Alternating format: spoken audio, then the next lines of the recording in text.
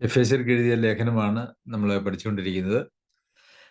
എഫേസ്യർക്ക് എഴുതിയ ലേഖനത്തിലെ 5 അധ്യായങ്ങൾ നമ്മൾ വായിച്ച് ധ്യാനിക്കുകയുണ്ടായി. ദൈവമക്കളായിരിക്കുന്ന ആളുകൾ, കർത്താവിൻ്റെ രക്തത്താൽ വീണ്ടെടുക്കപ്പെട്ടതായിട്ടുള്ള ആളുകൾ അവരുടെ ജീവിതത്തിൽ എങ്ങനെയായിരിക്കണം എന്നുള്ളത് ആണ് ഈ 5-ാമത്തെ അധ്യായത്തിൻ്റെ പകുതി മുതൽ നമുക്ക് കാണാനായിട്ട് കഴിയുന്നത്. അവിടെ പല വിഭാഗം ആളുകൾ നമ്മുടെ ഉള്ളിൽ എങ്ങനെയായിരിക്കണം എന്നുള്ളതാണ് ആദ്യം പറഞ്ഞത്. ആത്മാവ് നിറഞ്ഞവരായി നമ്മുടെ ഉള്ളിൽ എപ്പോഴും കർത്താവിന് എല്ലാറ്റിനും വേണ്ടി സ്തോത്രം ചെയ്യുന്നവരും ഹൃദയത്തിൽ കർത്താവിന് പാടിയും കീർത്തനം ചെയ്തും ജീവിക്കുന്ന ആളുകളായി നമ്മൾ ഇരിക്കണം. പിന്നെ സഭയിൽ എങ്ങനെയായിരിക്കണം എന്നുള്ളതിനെ കുറിച്ച് പിന്നെ നമ്മൾ കേട്ടു. സഭയിൽ നമ്മൾ അന്യോന്യം കീഴ്പ്പെട്ടിരിക്കുന്നവരായിരിക്കണം എന്ന് നമ്മൾ വായിച്ചു. പിന്നെ ഭാര്യമാരെങ്ങനെയായിരിക്കണം എന്നുള്ളതിനെക്കുറിച്ചും ഭർത്താക്കന്മാർ എങ്ങനെയായിരിക്കണം എന്നുള്ളതിനെക്കുറിച്ചും നമ്മൾ കണ്ടു. 6-ാമത്തെ അധ്യായത്തിലേക്ക് വരുമ്പോൾ മക്കളോടുള്ള പ്രബോധനമാണ്.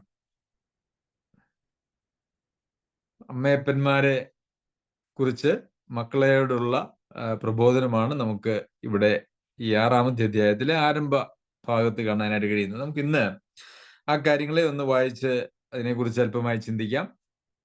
6-ാം അധ്യായത്തിന്റെ 1, 2, 3 വാക്യങ്ങളിൽ, മക്കളെ, നിങ്ങളുടെ അമ്മയപ്പന്മാരെ കർത്താവിൽ അനുസരിപ്പിൻ, അത് ന്യായമല്ലോ.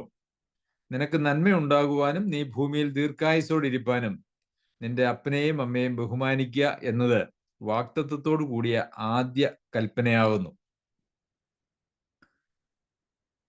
അപ്പോൾ ഇവിടെ മക്കളായിരിക്കുന്ന ആളുകളോട് പറയുകയാണ്, അമ്മയപ്പന്മാരെ കർത്താവിൽ അനുസരിപ്പിൻ, അത് ന്യായമാണ്. എന്തുകൊണ്ടാണ് അമ്മയപ്പന്മാരെ അനുസരിക്കണം, കർത്താവിൽ അനുസരിക്കുക എന്ന് പറഞ്ഞാൽ, ദൈവം തൻ്റെ വചനത്തിലൂടെ വെളിപ്പെടുത്തിയിരിക്കുന്നതായിട്ടുള്ള സത്യങ്ങൾക്ക് അനുസൃതമായി മാത്രമേ അമ്മയപ്പന്മാരെ അനുസരിക്കേണ്ടതായിട്ടുള്ള ആവശ്യമുള്ളൂ. ദൈവവചനത്തിൽ പറഞ്ഞിരിക്കുന്ന കാര്യങ്ങൾക്ക് വിരുദ്ധമായിട്ടുള്ളതൊന്നും അമ്മയപ്പന്മാർ പറഞ്ഞാൽ അനുസരിക്കുവാനായിട്ടുള്ള ആവശ്യം, ഉത്തരവാദിത്വം ഇല്ല. അതുകൊണ്ടാണ് കർത്താവിൽ അനുസരിപ്പിൻ എന്ന് പറയുന്നത്. എല്ലാ ബന്ധങ്ങളും, ഭൂമിയിലെ എല്ലാ ബന്ധങ്ങളും അത് ദൈവത്തോടുള്ള ബന്ധത്തിന് വിധേയമാണ് എന്നുള്ളതാണ് ഇവിടെ നമുക്ക് കാണാനായിട്ട് കഴിയുന്നത്. അത് ഭാര്യാഭർത്തൃ ബന്ധമാണെങ്കിലും സഭയിലുള്ള അന്യോന്യ ബന്ധമാണെങ്കിലും മാതാപിതാക്കന്മാർ ബന്ധമാണെങ്കിലും തൊഴിലാളികൾ, തൊഴിൽദാതാക്കൾ, ഗവൺമെന്റ്, പൗരന്മാർ, ഈ എല്ലാ ബന്ധങ്ങളും കർത്താവിനോടുള്ള ബന്ധത്തിന് വിധേയപ്പെട്ടിരിക്കണം. എന്ന് വെച്ചാൽ നമുക്ക് ഏറ്റവും വലിയ ഉത്തരവാദിത്വം ദൈവത്തോടാണ്. ദൈവകൽപ്പനകളുടെ ലംഘനത്തിനായിട്ട് ആര് നമ്മെ പ്രകോപിപ്പിച്ചാലും പ്രലോഭിപ്പിച്ചാലും അതിന് വിധേയപ്പെടുവാനായിട്ടുള്ള യാതൊരു ഉത്തരവാദിത്വവും നമുക്കില്ല എന്നുള്ളതാണ് നമുക്ക് കാണാൻ കഴിയുന്നത്. അതുകൊണ്ട് തന്നെയാണ് കർത്താവിനനുസരിപ്പിൻ, അത് ന്യായമാണ് എന്ന് പറയുന്നത്. അതിനുശേഷം നിനക്ക് നന്മയുണ്ടാകുവാനും നീ ഭൂമിയിൽ ദീർഘായുസ്സോടെ ഇരിപ്പാനും നിന്റെ അപ്പനെയും അമ്മയും ബഹുമാനിക്കുക എന്നത് വാഗ്ദത്തത്തോടു കൂടിയ ആദ്യ കൽപ്പനയാകുന്നു. നമുക്ക് ധാരാളം കൽപ്പനകൾ വചനത്തിൽ വായിക്കാനായിട്ട് കഴിയും. എന്നാൽ ഈ ഒരു കൽപ്പന അത് വാഗ്ദത്തത്തോടു കൂടിയ കൽപ്പനയാണ്. കാരണം അവിടെ ഒരു കൽപ്പനയുമുണ്ട്, അതിനോട് ചേർന്ന് ഒരു വാഗ്ദത്തവുമുണ്ട്. കൽപ്പന എന്ന് പറയുന്നത് നിന്റെ അപ്പനെയും അമ്മയും ബഹുമാനിക്കുക എന്നുള്ളതാണ്. അതിനോട് ചേർന്നുള്ളതായ വാഗ്ദത്തം, അങ്ങനെ നീ ചെയ്താൽ നിനക്ക് നന്മയുണ്ടാകും, നീ ഭൂമിയിൽ ദീർഘായുസ്സോടെ ഇരിക്കും എന്നാണ്. അപ്പോൾ നന്മയുണ്ടാകുക എന്ന് പറഞ്ഞാൽ അത് നമ്മുടെ ജീവിതത്തിൽ ഈ ഭൂമിയിൽ ജീവിക്കുമ്പോൾ നമുക്ക് നമ്മുടെ ന്യായമായിട്ടുള്ള എല്ലാ കാര്യങ്ങളും, ആവശ്യങ്ങളും, അതുപോലെ തന്നെ ദൈവത്തിന് നമ്മോടുള്ള ആ മനോഭാവവും എല്ലാം അതിൽ ഉൾപ്പെട്ടിരിക്കുന്നതായിട്ടുള്ള കാര്യമാണ്. പ്രത്യേകിച്ച് ഇത് പഴയ നിയമത്തിൽ പറഞ്ഞിരിക്കുന്നതായിട്ടുള്ള ഒരു കൽപ്പനയാണ് എന്നുള്ളത് കൊണ്ട് ഭൗതിക ജീവിതത്തിലെ, അല്ലെങ്കിൽ ഈ ലോകത്തിലെ ജീവിതത്തിലെ നന്മയാണ് പ്രാഥമികമായിട്ടും അവിടെ ഉദ്ദേശിച്ചിരിക്കുന്നത് എന്ന് നമുക്ക് കാണുവാനായിട്ട് കഴിയും. ഈ നന്മ ഉണ്ടാകുവാനും അത് അനുഭവിക്കണമെങ്കിൽ ദീർഘായുസ് വേണമല്ലോ. അതുകൊണ്ട് ദീർഘായുസോടെ ഇരുന്ന് നന്മ അനുഭവിക്കുവാൻ, നന്മ ഉണ്ടാകുവാൻ അപ്പനെയും അമ്മയെയും ബഹുമാനിക്കുക എന്നുള്ളത് പ്രധാനപ്പെട്ട കാര്യമാണ്. ഒന്നാമത്തെ വാക്യത്തിൽ അമ്മയപ്പന്മാരെ കർത്താവിൽ അനുസരിപ്പിനെന്നും, മൂന്നാമത്തെ വാക്യത്തിൽ നിന്റെ അപ്പനെയും അമ്മയെയും ബഹുമാനിക്കുക എന്നതും. അപ്പോൾ അനുസരിക്കുക എന്നുള്ളതാണ് ഒരു വാക്യത്തിൽ പറഞ്ഞിരിക്കുന്നത്, ബഹുമാനിക്കുക എന്നുള്ളതാണ് മറ്റൊരു വാക്യത്തിൽ പറഞ്ഞിരിക്കുന്നത്. എന്താണ് ഇത് തമ്മിലുള്ള വ്യത്യാസം? അത് നാം നമ്മുടെ ചെറുപ്രായത്തിൽ നാം ഒരു കുടുംബമായി തീരുന്നത് വരെ, അല്ലെങ്കിൽ നാം സ്വതന്ത്രരായിട്ടുള്ള ഒരു അവസ്ഥയിലേക്ക് നാം എത്തുന്നത് വരെ മാതാപിതാക്കന്മാരെ അനുസരിക്കുക എന്നുള്ളതും, ഒരു പ്രത്യേക കുടുംബമായി അവരെ വേർപെട്ട് പുതിയൊരു കുടുംബമായി തീരുമ്പോൾ പിന്നെ അവരെ ബഹുമാനിക്കുക എന്നുള്ളതും ആണ് അതിനകത്ത് ഉള്ള വ്യത്യാസം എന്ന് പറയുന്നത്. നമുക്കറിയാം, മാതാപിതാക്കന്മാരെ അനുസരിക്കുക, അവരുടെ മുമ്പിൽ വളരെ അനുസരണത്തോടെ ജീവിക്കുക എന്നുള്ളത് മക്കള് പ്രായപൂർത്തിയാകുന്നത് വരെയുള്ള അവരുടെ കാര്യമാണ്. അതിനുശേഷം അവരെ ബഹുമാനിക്കുക. ബഹുമാനത്തിൽ യഥാർത്ഥത്തിൽ അനുസരണവും വരുന്നുണ്ട്, അനുസരണത്തിൽ ബഹുമാനവും വരുന്നുണ്ട് എന്നുള്ളത് ഒരു യാഥാർത്ഥ്യമാണ്. ഏത് പ്രായത്തിലും, പ്രത്യേകിച്ച് മാതാപിതാക്കന്മാർ അവരുടെ ജീവിത അനുഭവം വെച്ച് അങ്ങനെ നല്ല ദൈവഭക്തരായിട്ടുള്ള മാതാപിതാക്കന്മാരുടെ മക്കളെ സംബന്ധിച്ചിടത്തോളം അവർക്ക് എല്ലാ കാലത്തും മാതാപിതാക്കന്മാരുടെ ആലോചനകൾ സ്വീകരിക്കുന്നതും അതിന് വിധേയപ്പെടുന്നതും അത് നല്ല ഒരു കാര്യമാണ്. പ്രത്യേകിച്ച് പക്വതയുള്ളതായിട്ടുള്ള ആലോചനകളൊക്കെ അവരിൽ നിന്ന് ലഭിക്കും എന്നുള്ളത് ഒരു യാഥാർത്ഥ്യമാണ്. ശരി, മാതാപിതാക്കന്മാരെ ബഹുമാനിക്കുന്നതിനെ കുറിച്ചും അനുസരിക്കുന്നതിനെ കുറിച്ചും പുതിയ നിയമത്തിലും പഴയ നിയമത്തിലും ഒക്കെ ധാരാളം വേദഭാഗങ്ങൾ നമുക്ക് കാണാനായിട്ട് സാധിക്കും. നിനക്ക് നന്മയുണ്ടാകുവാനും ദീർഘായുസ് ഉണ്ടാകാനും ഒക്കെ നിന്റെ അത് നമുക്ക് പുറപ്പാട് പുസ്തകത്തിൽ നമുക്ക് വായിക്കാനായിട്ട് കഴിയും. അതുപോലെ തന്നെ ആവർത്തന പുസ്തകത്തിൽ നമുക്ക് കാണാനായിട്ട് കഴിയും. പുറപ്പാട് പുസ്തകം 20-ാം അധ്യായത്തില് നിന്റെ ദൈവമായ യഹോവ നിനക്ക് തരുന്ന ദേശത്ത് നിനക്ക് ദീർഘായുസ് ഉണ്ടാകുവാൻ നിന്റെ അപ്പനെയും അമ്മയെയും ബഹുമാനിക്കുക എന്നതും, ആവർത്തന പുസ്തകത്തിൽ 5:16 നിനക്ക് ദീർഘായുസ് ഉണ്ടാകുവാനും നിന്റെ ദൈവമായ യഹോവ നിനക്ക് തരുന്ന ദേശത്ത് നിനക്ക് നന്നായിരിക്കാനും നിന്റെ ദൈവമായ യഹോവ നിന്നോട് കൽപ്പിച്ചതുപോലെ നിന്റെ അപ്പനെയും അമ്മയെയും ബഹുമാനിക്കുക. ഇതാണ് വാക്തത്വത്തോടു കൂടിയ ആദ്യ കൽപ്പന എന്ന് പറഞ്ഞ് നാം വായിക്കുന്നതായ കാര്യം. മാതാപിതാക്കന്മാരെ അനുസരിക്കുകയും ബഹുമാനിക്കുകയും ചെയ്യുന്നത് അത് ന്യായമാണ് എന്ന് നമ്മൾ എഫേസ്യർക്ക് എഴുതിയ ലേഖനം 6-ാം അധ്യായത്തിന്റെ 1-ാമത്തെ വാക്യത്തിൽ വായിച്ചു. എന്തുകൊണ്ടാണ് അത് ന്യായമായിരിക്കുന്നത് എന്ന് ചോദിച്ചാൽ പല കാരണങ്ങളുണ്ട്. ഒരു കുഞ്ഞിനെ സംബന്ധിച്ചിടത്തോളം നമുക്കറിയാം, ഒരു കുഞ്ഞിനെ ജന്മം കൊടുത്ത് ആ കുഞ്ഞിനെ വളർത്തി അവര് സ്വതന്ത്ര വ്യക്തിയാകുന്നത് വരെ മാതാപിതാക്കന്മാർ അവർക്ക് വേണ്ടി അനുഭവിക്കുന്നതായ കഷ്ടങ്ങളും അധ്വാനവും വേദനകളും കണ്ണുനീരും ഒക്കെ വളരെ അധികമാണ് എന്ന് കുഞ്ഞുങ്ങളെ വളർത്തുന്നതായിട്ടുള്ള എല്ലാവർക്കും അതറിയാം. ഞാൻ വിചാരിക്കുന്നു, ഇന്നത്തെ ഒരു കാലഘട്ടത്തിൽ ഒരു കുഞ്ഞിനെ ജന്മം നൽകി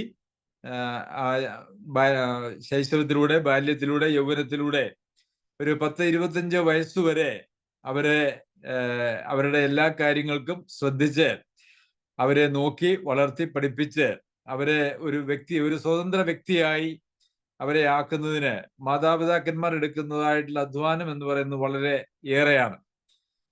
അതുകൊണ്ട് തന്നെ അവര് ബഹുമാനവും ആദരവും അനുസരണവും അവരർഹിക്കുന്നതാണ് എന്ന് നമുക്ക് കാണുവാനായിട്ട് സാധിക്കും.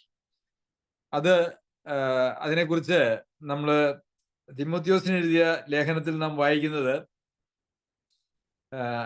സ്വന്തം കുടുംബത്തിൽ സ്വന്തം കുടുംബത്തിൽ ഭക്തി കാണിച്ച അമ്മയപ്പന്മാർക്ക് പ്രത്യുപകാരം ചെയ്യുവാൻ പഠിക്കട്ടെ, ഇത് ദൈവസന്നിധിയിൽ പ്രസാദകരമാകുന്നു എന്നാണ്. അത് വാർദ്ധക്യത്തിലുള്ള മാതാപിതാക്കന്മാരോടുള്ള ബന്ധത്തിലാണ് അങ്ങനെ പറയുന്നത്. അപ്പോൾ മക്കൾ പ്രായമായി വരുമ്പോൾ മാതാപിതാക്കന്മാർ സ്വാഭാവികമായിട്ടും അവരുടെ വാർദ്ധക്യത്തിലേക്ക് കിടക്കുമ്പോൾ അവര് യഥാർത്ഥത്തിൽ അവരുടെ ബുദ്ധിപരമായിട്ടുള്ള കഴിവുകളും ശാരീരികമായിട്ടുള്ള കഴിവുകളും അതുപോലെ തന്നെ അവരുടെ മാനസികമായിട്ടുള്ള ശക്തിയൊക്കെ ക്ഷയിച്ച് അവർക്ക് മറ്റുള്ളവരുടെ സഹായവും താങ്ങലും ആവശ്യമാകുന്ന ഒരു കാലഘട്ടത്തിലേക്കാണ് അവര് വരുന്നത്. ആ സമയത്ത് അവർക്ക് അവർ കുഞ്ഞുങ്ങളായിരുന്നപ്പോൾ, ബലഹീനരായിരുന്നപ്പോൾ ഏതു നിലയിലാണോ അവരവരുടെ കുഞ്ഞുങ്ങളെ സ്നേഹിക്കുകയും അവരെ വളർത്തുകയും അവരെ കരുതുകയും ചെയ്തത്, അതേ നിലയിൽ മാതാപിതാക്കന്മാർ പ്രായമാവുമ്പോൾ അവരെ കരുതേണ്ടത്, അവരെ സ്നേഹിക്കേണ്ടത്, അവരെ ബഹുമാനിക്കേണ്ടത് ഏറ്റവും ആവശ്യമാണ് എന്നാണ് അവിടെ നമുക്ക് മനസ്സിലാക്കുവാനായിട്ട് കഴിയുന്നത്.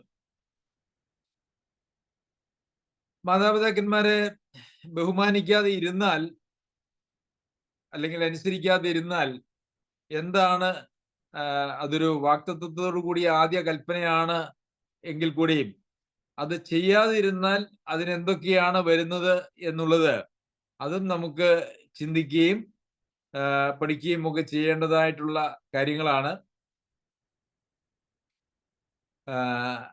അതും വചനത്തിൽ വളരെ കൃത്യമായിട്ട് നമുക്ക് കാണുവാനായിട്ട് സാധിക്കും. ഒരു ഉദാഹരണത്തിന് നമുക്ക് കുഞ്ഞുങ്ങൾ, അതായത് അവരുടെ യൗവന കാലഘട്ടം വരെയുള്ള ആളുകളെ കുറിച്ചാണ് എന്ന് വിചാരിക്കാനായിട്ട് സാധിക്കും. ആവർത്തന പുസ്തകം 21-ാമത്തെ അധ്യായത്തിൽ നമ്മൾ ഇപ്രകാരം വായിക്കുന്നുണ്ട്: അപ്പന്റെയോ അമ്മയുടെയോ വാക്ക് കേൾക്കാതെയും അവർ ശാസിച്ചാലും അനുസരിക്കാതെയും ഇരിക്കുന്ന ഷഠനും മത്സരിയുമായ മകൻ ഒരുത്തനുണ്ടെങ്കിൽ അമ്മയപ്പന്മാർ അവനെ പിടിച്ച് പട്ടണത്തിലെ മൂപ്പന്മാരുടെ അടുക്കൽ പട്ടണവാതികൾ കൊണ്ടുപോയി, ഞങ്ങളുടെ ഈ മകൻ ഷഠനും മത്സരിയും ഞങ്ങളുടെ വാക്ക് കേൾക്കാത്തവനും തിന്നിയും കുടിയനുമാകുന്നു എന്ന് പട്ടണത്തിലെ മൂപ്പന്മാരോട് പറയണം. പിന്നെ അവന്റെ പട്ടണക്കാർ എല്ലാവരും അവനെ കല്ലെറിഞ്ഞു കൊല്ലണം. ഇങ്ങനെ നിങ്ങളുടെ ഇടയിൽ ദോഷം നീക്കിക്കളയണം. ഇസ്രായേൽ എല്ലാം കേട്ട് ഭയപ്പെടണം. പ്രിയമുള്ളവരെ, ഇങ്ങനെയൊരു ദൈവാധിപത്യം ഉണ്ടായിരുന്ന ഒരു കാലത്ത് അങ്ങനെ ഒരു നിയമം ഉണ്ടായിരുന്നു. മാതാപിതാക്കന്മാരെ അനുസരിക്കാതെ, അവരെ ശാസിച്ചാലും അനുസരിക്കാതെ, അവരുടെ വാക്ക് കേൾക്കാതെ മത്സരിയും ഷഠനുമായിട്ടുള്ള ഒരു മകനുണ്ടെങ്കിൽ അവനോട് ചെയ്യേണ്ടത് ഇങ്ങനെയാണ് എന്ന് നമുക്ക് വചനത്തിൽ വായിക്കാനായിട്ട് സാധിക്കും. എന്നാൽ ഈ കാലഘട്ടത്തിൽ അങ്ങനെയല്ല വചനത്തിലെ പ്രമാണം എന്നുള്ളത് ഒരു കാര്യമാണ്, സത്യമാണ്. എന്നാൽ മാതാപിതാക്കന്മാരെ അനുസരിക്കുകയും ഒക്കെ ചെയ്യേണ്ടത് എത്രത്തോളം പ്രാധാന്യമുള്ള കാര്യമാണ് എന്ന് നമുക്ക് ഈ വാക്യത്തിൽ നിന്നും മനസ്സിലാക്കുവാനായിട്ട് സാധിക്കും. പുറപ്പാട് പുസ്തകം 21-ാമത്തെ അധ്യായത്തിൽ നമുക്ക് വേറെയും മാതാപിതാക്കന്മാരോടുള്ള ബന്ധത്തിൽ കാണുവാൻ കഴിയുന്നത്, അപ്പനെയോ അമ്മയെയോ അടിക്കുന്നവൻ മരണശിക്ഷ അനുഭവിക്കണം, അപ്പനെയോ അമ്മയോ ശപിക്കുന്നവൻ മരണശിക്ഷ അനുഭവിക്കണം. ഇത് പഴയ നിയമത്തിലെ പ്രമാണങ്ങളാണ്. അപ്പോൾ അപ്പനെയോ അമ്മയോ ശപിക്കുവാനോ അടിക്കുവാനോ പാടുള്ളതല്ല എന്ന് നമുക്ക് കാണാനായിട്ട് സാധിക്കും.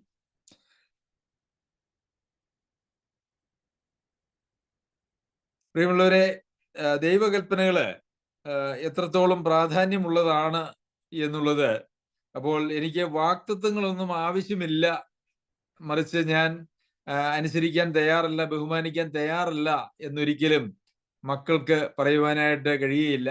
ആവർത്തന പുസ്തകം 27-ാമത്തെ അധ്യായത്തിൽ അപ്പനെയോ അമ്മയെയോ നിന്ദിക്കുന്നവൻ ശപിക്കപ്പെട്ടവൻ, ജനമെല്ലാം ആമേൻ എന്ന് പറയണം എന്ന് നമ്മൾ വായിക്കുന്നു. മാതാപിതാക്കന്മാരെ ബഹുമാനിക്കാതെയും അവരെ നിന്ദിക്കുകയും അവരെ അടിക്കുകയും ചെയ്യുന്നതായിട്ടുള്ള ധാരാളം ആളുകൾ, അടിക്കുക മാത്രമല്ല അവരെ കൊല്ലുകയും ചെയ്യുന്നതായിട്ടുള്ള ധാരാളം ആളുകൾ ഇന്ന് നമുക്ക് ഈ ലോകത്ത് കാണുവാനായിട്ട് സാധിക്കും. വാർത്താ മാധ്യമങ്ങളിലൂടെ അങ്ങനെയുള്ള സംഭവങ്ങൾ ധാരാളം നമുക്ക് കാണാനായിട്ട് സാധിക്കും.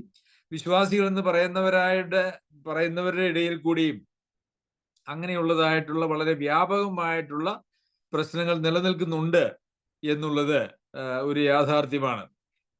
അവരെ നിന്ദിക്കുക, പരിഹസിക്കുക എന്ന് പറയുന്നതൊന്നും ദൈവവചനം അനുവദിക്കുന്നതായിട്ടുള്ള കാര്യങ്ങളല്ല എന്നുള്ളതാണ് യാഥാർത്ഥ്യം.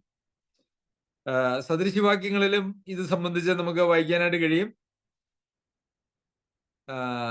ജ്ഞാനമുള്ള മകൻ അപ്പനെ സന്തോഷിപ്പിക്കുന്നു, മൂഢനോ അമ്മയെ നിന്ദിക്കുന്നു.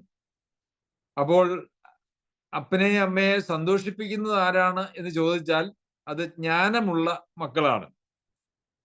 അവരെ നിന്ദിക്കുന്നത് ആരാണ് എന്ന് ചോദിച്ചാൽ അത് മൂഢനായിട്ടുള്ള ആളുകളാണ്. എന്തുകൊണ്ടാണ് അപ്പനെയും അമ്മയെയും നിന്ദിക്കുന്നതായിട്ടുള്ള ആളുകൾ അവര് മൂഢരായി തീരുന്നത്? കാരണം ഈ ലോകത്തിൽ ജീവിക്കുമ്പോൾ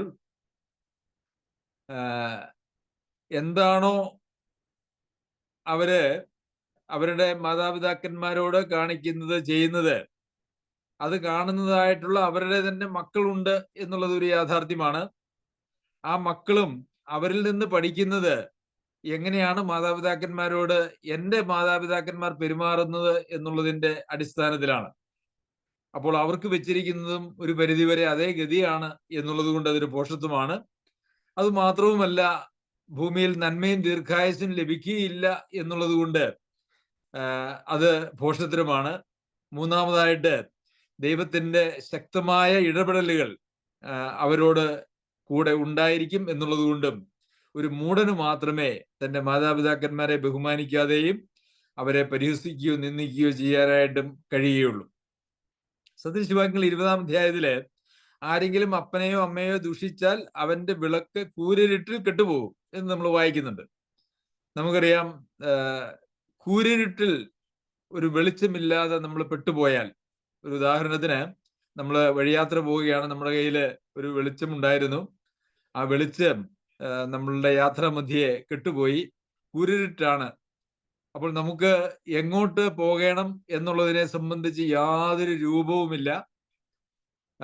നമുക്ക് ലക്ഷ്യം കാണാൻ കഴിയാത്ത നമ്മൾ അലയുന്ന ഒരവസ്ഥയിലേക്കാണ് കൂരിരുട്ടിൽ വിളക്ക് പോകാനായിട്ട് ഇടയായാൽ സംഭവിക്കുന്നത്.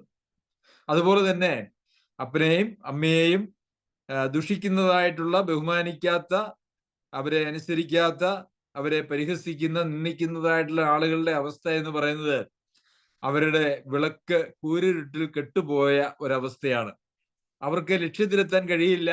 അവരെ തപ്പിത്തടഞ്ഞ് ഒരു നിലയിലും നേരായ ഒരു ജീവിതം നയിക്കാൻ കഴിയാത്ത നിലയിൽ അവര് ആയിപ്പോകും എന്നുള്ളതാണ് നമുക്ക് അതിൽ നിന്നും മനസ്സിലാക്കുവാനായിട്ട് സാധിക്കുന്നത്. സദൃശവാക്യങ്ങൾ 30-ാമത്തെ അധ്യായത്തില് അപ്പനെ പരിഹസിക്കുകയും അമ്മയെ അനുസരിക്കാതിരിക്കുകയും ചെയ്യുന്ന കണ്ണിനെ തോട്ടിനരികത്തെ കാക്ക കൊത്തിപ്പറിക്കുകയും കഴുകിൻ കുഞ്ഞുങ്ങൾ തിന്നുകളയുകയും ചെയ്യും. ഇവിടെയും ഈ കൂരിരുട്ടിൽ വിളക്ക് കെട്ടുപോകുമെന്ന് പറയുന്നതിന് സമാനമായിട്ടുള്ള ഒരു കാര്യമാണ് അവിടെയും കാണുന്നത്. അപ്പനെ പരിഹസിക്കുകയും അമ്മയെ അനുസരിക്കാതിരിക്കുകയും ചെയ്യുന്ന കണ്ണിനെ തോട്ടരികത്തെ കാക്ക കൊത്തിപ്പറിക്കുകയും, കണ്ണിനെ കൊത്തിപ്പറിക്കുമെന്നാണ് പറയുന്നത്. കണ്ണിനെ കൊത്തിപ്പറിച്ചാൽ എന്താണ് സംഭവിക്കുന്നത്? കണ്ണില്ലെങ്കിൽ നമുക്ക് കാഴ്ചയില്ല. കൂരിരുട്ടിൽ വിളക്ക് കെട്ടുപോകും എന്ന് പറയുന്നതിന് സമാനമായിട്ടുള്ള ഒരു കാര്യമാണ് നമുക്ക് എവിടെയും കാണുവാനായിട്ട് കഴിയുന്നത്. അപ്പോൾ കണ്ണില്ലാതെ അന്ധനായി ജീവിക്കുന്ന ഒരു മനുഷ്യന്റെ ഗതിയാണ് യഥാർത്ഥത്തിൽ അങ്ങനെയുള്ള ആളുകൾക്ക് വരുന്നത് എന്ന് നമുക്ക് കാണാം. ഈ വളരെ ഗൗരവമായിട്ടുള്ള അല്ലെങ്കിൽ മരണകരമായിട്ടുള്ള പാപങ്ങളുടെ ലിസ്റ്റിൽ ലോകത്തിലുള്ള പൊതുവിലുള്ള ആളുകളെ സംബന്ധിച്ചും അതുപോലെ തന്നെ വിശ്വാസികളായിരിക്കുന്ന ആളുകളെ സംബന്ധിച്ചും ദൈവവചനത്തിൽ, പുതിയ നിയമത്തിൽ നാം വായിക്കുമ്പോൾ അവർക്കെതിരെയുള്ള ഒരു പ്രധാന ആരോപണം എന്ന് പറയുന്നത് അവര് മാതാപിതാക്കന്മാരെ അനുസരിക്കാത്തവർ എന്നുള്ള ഒരു ആരോപണമാണ്, അല്ലെങ്കിൽ കുറ്റമാണ്.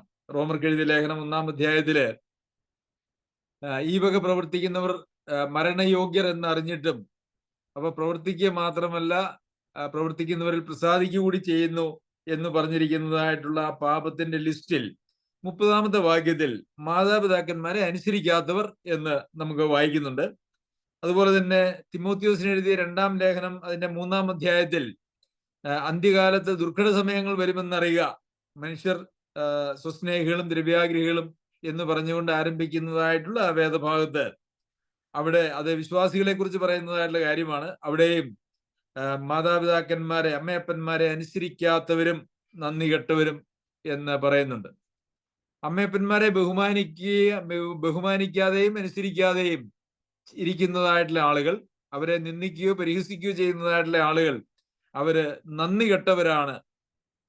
ഈ ലോകത്തിൽ തന്നെ നമുക്കറിയാം, മാതാപിതാക്കന്മാരെ വളരെ ഒരു പ്രാധാന്യത്തോടു കൂടിയാണ് ലോകത്തിലെ ആളുകൾ കാണുന്നത്, അവരെ കുറിച്ച് ചിന്തിക്കുന്നത്. പ്രത്യേകിച്ച് മുസ്ലിം കമ്മ്യൂണിറ്റികളുടെ ഇടയിൽ, മുസ്ലിം സമുദായത്തിൽ അവരവരുടെ മാതാപിതാക്കന്മാരെ നോക്കുന്നതിലും ശുശ്രൂഷിക്കുന്നതിലും വളരെ ശുഷ്കാന്തി ഉള്ളവരാണ്. പൊതുവെ പറഞ്ഞാൽ എല്ലാവരും എന്ന് നമുക്ക് പറയാനായിട്ട് കഴിയില്ല. അതിന് കാരണം അവർക്ക് അത് സംബന്ധിക്കുന്നതായിട്ടുള്ള ഒരു ശരിയായ ഉപദേശം അവരുടെ മതത്തിൽ ഉണ്ട് എന്നുള്ളത് കൊണ്ടാണ്. അപ്പോൾ ദൈവസഭയിലും എല്ലാവരും അവരവരുടെ മാതാപിതാക്കന്മാരെ സ്നേഹിക്കുകയും ബഹുമാനിക്കുകയും അനുസരിക്കുകയും അവരെ നിന്ദിക്കാതെയും പരിഹസിക്കാതെയും ഇരിക്കുന്നതിന്റെ പ്രാധാന്യത്തെക്കുറിച്ച് പഠിപ്പിക്കേണ്ടത് ഏറെ ആവശ്യമാണ്.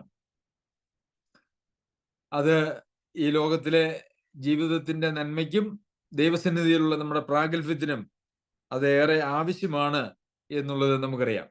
ഞാൻ ഈ അടുത്ത കാലത്ത് ഒരു കുടുംബത്തെക്കുറിച്ച് കേട്ടത്, അവിടെ 3 തലമുറയുണ്ട്. മാതാപിതാക്കന്മാരുടെ മക്കളുണ്ട്, അവരുടെ മക്കളുണ്ട്. അപ്പോൾ അങ്ങനെ 3 തലമുറയുണ്ട്. അപ്പോൾ അവിടെ മക്കൾ അവരുടെ മക്കളോട് പറയുകയാണ്, നിന്റെ അമ്മ ഒരു പിശാചും അപ്പൻ ഒരു ചെകുത്താനുമാണ് എന്ന് സ്വന്തം മക്കളോട് പറഞ്ഞു കൊടുക്കുകയാണ്. നിങ്ങളുടെ വല്യപ്പൻ ഒരു പിശാച്, നിങ്ങളുടെ വല്യമ്മ ഒരു ചെകുത്താൻ. പ്രിയമുള്ളവരെ, എത്രയോ ദയനീയമായ ഒരു കാര്യമാണ് സ്വന്തം മക്കളോട് അവരുടെ മാതാപിതാക്കന്മാരെ കുറിച്ച് പറഞ്ഞു കൊടുക്കുന്നതായിട്ടുള്ള വാക്കുകൾ. എത്ര ക്രൂരമാണ് എന്ന് ഞാൻ വിചാരിക്കുന്നു. ഇതൊക്കെ മനുഷ്യർ വളരെ വലിയ പാതാളത്തിന്റെ അവസ്ഥയിലേക്ക്, ഗൗരവമായിട്ടുള്ള പാപത്തിന്റെ അവസ്ഥയിലേക്ക് വീണുപോയി എന്നുള്ളതിന്റെ തെളിവായിട്ടിരിക്കുന്നു. പലപ്പോഴും മാതാപിതാക്കന്മാരായിട്ടുള്ള ആളുകൾക്ക് പ്രായമാകുമ്പോൾ അവർക്ക് വലിയ പ്രശ്നങ്ങൾ ഉണ്ടാകും. അവരുടെ വായുടെ രുചിയൊക്കെ മാറും. അവർക്ക് എല്ലാ ഭക്ഷണമൊന്നും കഴിക്കാൻ തോന്നുകയില്ല. നമ്മൾ വിചാരിക്കുന്നത് നമുക്ക് ഉള്ളതുപോലെയുള്ള രുചിയൊക്കെ മനസ്സിലാക്കാനും അത് കഴിക്കാനും ഒക്കെയുള്ള താല്പര്യം മാതാപിതാക്കന്മാർക്ക് ഉണ്ടാകുമെന്നാണ്. എന്നാൽ അങ്ങനെ ഉണ്ടാവില്ല. അത് അവരുടെ ഒരു കുറ്റമല്ല. നാമും പ്രായമാകുമ്പോൾ അതേ അവസ്ഥയിലൂടെ കടന്നു പോകും എന്നുള്ളത് ഒരു യാഥാർത്ഥ്യമാണ്. അപ്പോൾ അവരുടെ ഭക്ഷണ കാര്യങ്ങളിൽ ഒരു പ്രത്യേക കരുതൽ മക്കളായിരിക്കുന്ന ആളുകൾക്ക് ആവശ്യമുണ്ട്. അതുപോലെ തന്നെ നമുക്കറിയാമല്ലോ, നമ്മുടെ നാഡികൾ നാം ജനിച്ചു കഴിയുമ്പോൾ ഉള്ള അതേ നാഡികൾ മാത്രമേ നമുക്ക് പ്രായമായാലും ഉള്ളൂ. അത് ഓരോ കാലഘട്ടം കഴിയുമ്പോഴും അത് നശിച്ചുകൊണ്ടേ ഇരിക്കുകയുള്ളൂ, അതല്ലാതെ അത് പുനർജനിക്കുന്നില്ല.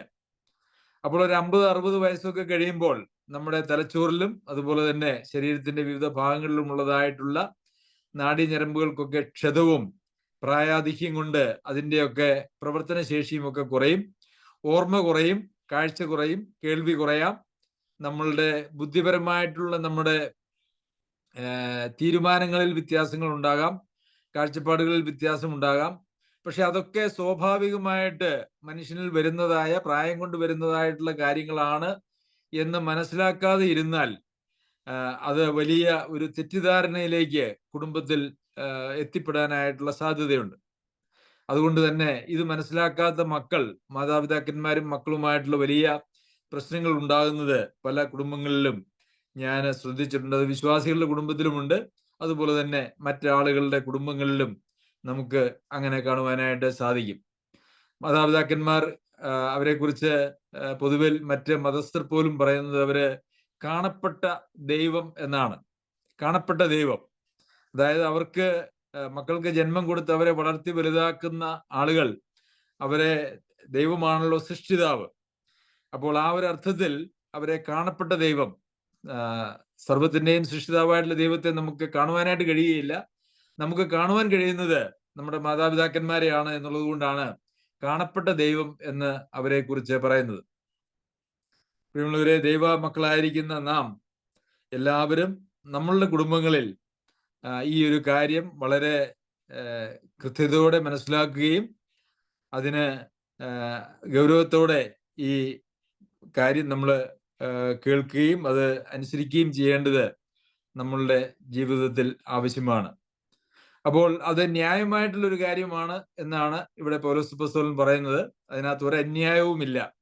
അത് ന്യായമാണെങ്കിൽ, അങ്ങനെ കർത്താവിൽ അമ്മയപ്പന്മാരെ ബഹുമാനിക്കുന്നതും അനുസരിക്കുന്നതും ന്യായമാണ് എങ്കിൽ, അത് അനുസരിക്കാതിരിക്കുന്നതും ബഹുമാനിക്കാതിരിക്കുന്നതും ഒരു അന്യായമാണ് എന്നുള്ളത് അത് വാക്കിൽ നിന്ന് തന്നെ നമുക്ക് കാണുവാനായിട്ട് സാധിക്കും.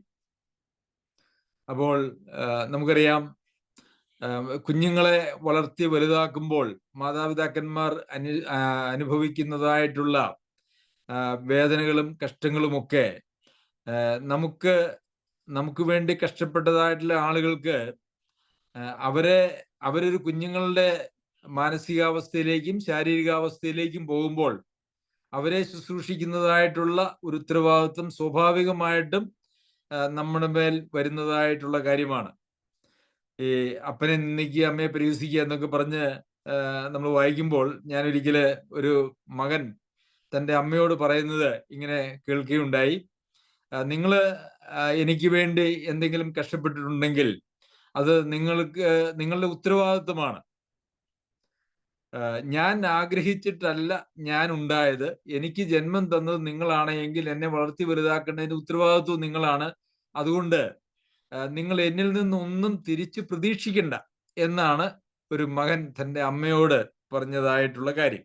എന്ന് മാത്രവുമല്ല, എൻ്റെ മക്കളിൽ നിന്ന് ഞാൻ അങ്ങനെയൊന്നും പ്രതീക്ഷിക്കുന്നുമില്ല എന്നുള്ളൊരു വാക്കുകൂടി അദ്ദേഹം കൂട്ടിച്ചേർത്തതായിട്ട് ഞാൻ അറിഞ്ഞു. പ്രിയമുള്ളവരെ, ഇത് വളരെ ദയനീയമായ ഒരു കാഴ്ചയാണ്. വചനവിരുദ്ധമായിട്ടുള്ള കാഴ്ചയാണ്.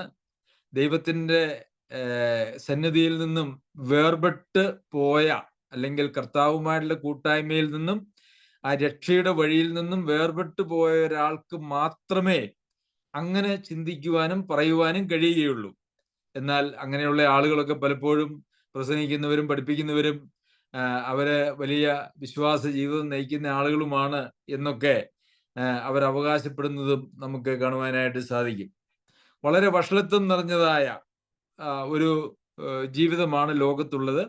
ആ വഷളത്വം നിറഞ്ഞതിൽ ഒരു പ്രധാന കാരണം എന്ന് പറയുന്നത് അവരുടെ മാതാപിതാക്കന്മാരെ അവരെ ബഹുമാനിക്കാതെയും സ്നേഹിക്കാതെയും അവരെ നിന്ദിക്കുകയും പരിഹസിക്കുകയും ചെയ്യുന്നതായിട്ടുള്ള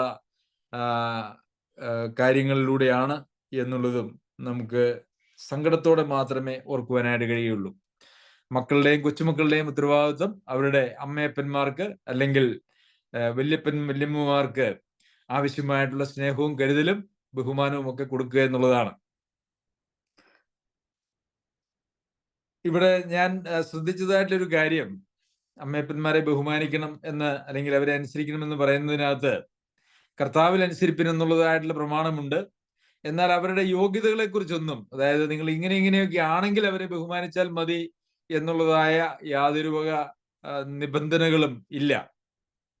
അത് ഈ ഒരു കൽപ്പനയിൽ ഒരു പ്രത്യേകതയാണ് എന്ന് ഞാൻ വിചാരിക്കുന്നു. അതായത് മാതാപിതാക്കന്മാരെ ശുശ്രൂഷിക്കുന്നതിനും നോക്കുന്നതിനും മാതാപിതാക്കന്മാർക്ക് എന്തെങ്കിലും യോഗ്യതകൾ യഥാർത്ഥത്തിൽ ബൈബിളിൽ കാണുന്നില്ല. എന്നാൽ പലപ്പോഴും മക്കളായിരിക്കുന്ന ആളുകൾ അവരുടെ മാതാപിതാക്കന്മാർക്ക് യോഗ്യതകൾ കൽപ്പിക്കും. ഞങ്ങള് ഇന്ന രീതിയിലൊക്കെ മാതാപിതാക്കന്മാരാണ് എങ്കിൽ ഞങ്ങൾ അവരെ നോക്കാം, ബഹുമാനിക്കാം, അനുസരിക്കാം എന്നുള്ള നിലയിലാണ്. അല്ലെങ്കിൽ അവരുടെ സമ്പത്ത് കിട്ടുമെങ്കിൽ നോക്കാം. നമുക്ക് പലപ്പോഴും മാതാപിതാക്കന്മാരുടെ സമ്പത്ത് ലക്ഷ്യമാക്കി ജീവിക്കുന്നതായിട്ടുള്ള ധാരാളം ആളുകളുണ്ട്. അതിനുവേണ്ടി നോക്കുന്നതായിട്ടുള്ള ആളുകളുണ്ട്. പ്രിയമുള്ളവരെ, അങ്ങനെയൊന്നും അല്ല, അതൊന്നുമല്ല മാതാപിതാക്കന്മാരെ ബഹുമാനിക്കുന്നതിന്റെ ലക്ഷ്യം എന്ന് പറയുന്നത്. അങ്ങനെ ധനത്തിനു വേണ്ടി, അവരുടെ പേരിലുള്ളതായിട്ടുള്ള ധനത്തിനു വേണ്ടി ഒന്നും മാതാപിതാക്കന്മാരെ നോക്കുക എന്ന് പറയുന്നതായിട്ടുള്ള മനോഭാവം തന്നെ വളരെ മോശമായിട്ടുള്ള അനാത്മീകമായിട്ടുള്ള മനോഭാവങ്ങളാണ്. നമ്മുടെ എല്ലാ വാക്കുകൾക്കും പ്രവർത്തനങ്ങൾക്കും ദൈവസന്നിധിയിൽ ഏറെ കണക്ക് കൊടുക്കേണ്ടതായിട്ടുണ്ട്. ഞാൻ വിചാരിക്കുന്നു ഇത്രയേറെ ദൈവവചനത്തിൽ നിന്നുള്ള ഉപദേശവും ഒക്കെ ലഭിച്ചിരിക്കുന്നതായിട്ടുള്ള ക്രിസ്തീയ കുടുംബങ്ങളാണ് മാതാപിതാക്കൾ മക്കൾ ബന്ധത്തിൽ ഏറ്റവും മാതൃകയായി, ലോകത്തിന് തന്നെ വെളിച്ചമായി, മറ്റുള്ളവർക്ക് ഒരു വെളിച്ചമായി തീരേണ്ടത്. അവരുടെ സന്തോഷവും ഒക്കെ ആണ് യഥാർത്ഥത്തിൽ മാതാപിതാക്കന്മാർ സന്തോഷത്തോടു കൂടി ഇരിക്കുമ്പോൾ അതൊരു കുടുംബത്തിന്റെ സന്തോഷമാണ് എന്നുള്ളത് അറിയാമല്ലോ. അതുകൊണ്ട് ഈ ഒരു കാര്യം ഏറെ പ്രാധാന്യമുള്ള ഒരു കാര്യമാണ്. ആ കാര്യങ്ങളിൽ നമുക്ക് എല്ലാവർക്കും ശ്രദ്ധിക്കാം. ദൈവം നമ്മെ എല്ലാവരെയും സഹായിക്കട്ടെ. അവന്റെ അതിപരിശുദ്ധ നാമം വാഴ്ത്തപ്പെടുമാറാകട്ടെ.